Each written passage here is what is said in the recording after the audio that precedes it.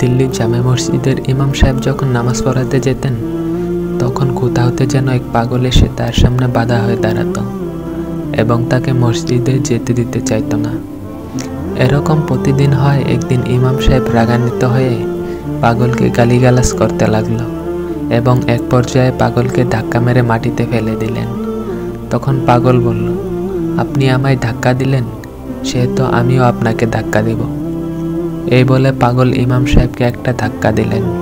ফলে ইমাম সাহেব জামে মসজিদের সিঁড়ির সামনে পড়ে গেলেন এবং অজ্ঞান হয়ে গেলেন। যখন জ্ঞান ফিরে পেলেন, তখন ইমাম সাহেব দেখলেন তিনি এক বিশাল পাহাড়ি এলাকায় আছেন। তখন তিনি ভাবলেন, আমি এখানে কেন? আমি তো দিল্লি জামে মসজিদে ছিলাম, এখানে আসলাম কি করে? তিনি চারিদিকে দেখেন শুধু হিংস্র যন্ত্র জানোয়ার।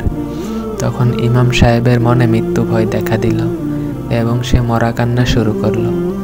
এমনই কান্না যে তার দেহের পানি তার চোখ দিয়ে বের হয়ে দেহ শুকিয়ে গেল।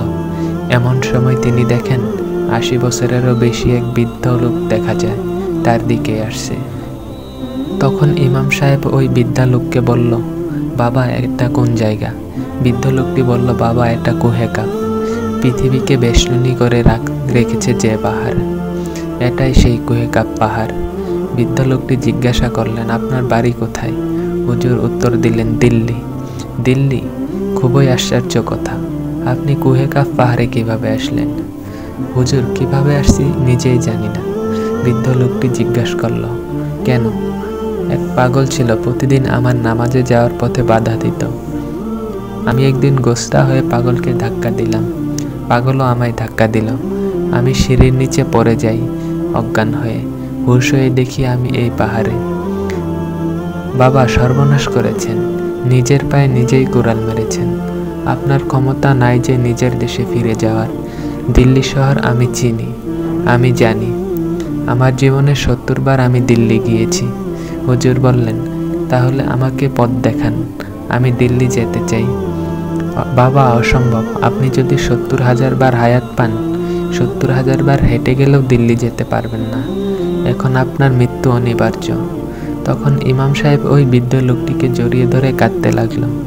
তখন ওই বৃদ্ধ লোকটি বলল, বাবা আমি মাগরিবের নামাজের সময় আসব, দেখি আপনাকে দিল্লি পাঠানো যায় কিনা।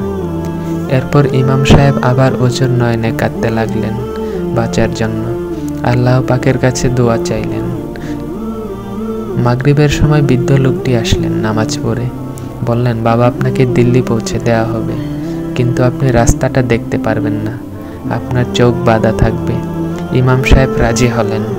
তখন তার চোখ বেঁধে দেওয়া হলো। কয়েক কদম যাওয়ার পর বৃদ্ধ লোকটি বললেন, চোখ খুলে দেখেন তো এটাই দিল্লি শহর কিনা। ইমাম সাহেব চোখ খুলে দেখেন দিল্লি জামে মসজিদের সামনে দাঁড়ানো। তখন ইমাম সাহেব বললেন, বাবা আপনি কে? আপনার পরিচয় না দেওয়া পর্যন্ত আমি ছাড়ব না।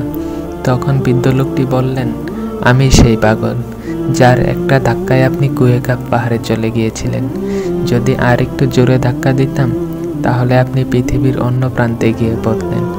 আমি আপনাকে নামাজে যেতে বাধা দিতাম কারণ আপনার দিল মুর্দা। আপনি নামাজের সময় দুনিয়াবি চিন্তা করেন, যার কারণে আপনার পিছনে যারা নামাজ পড়েছে তাদেরকে পথভ্রষ্ট করেছেন। তাই আমি আপনার পথের বাধা হতাম। উল্লেখ্য যে এই পাগল ছিলেন জিন্দা দেলওয়ালা এক আল্লাহর অলি। আল্লাহর অলির জ্ঞানের কাছে মুর্দা দেলওয়ালা আলেম মুফতি মুহাদ্দিস কারীর জ্ঞানের কোনো মূল্যই নেই।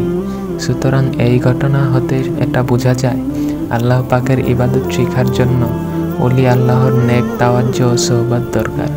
অলি আউলিয়াগণের নেক ফওয়াজ্জই কেবল পারে মুর্দা দিল জিন্দা করতে।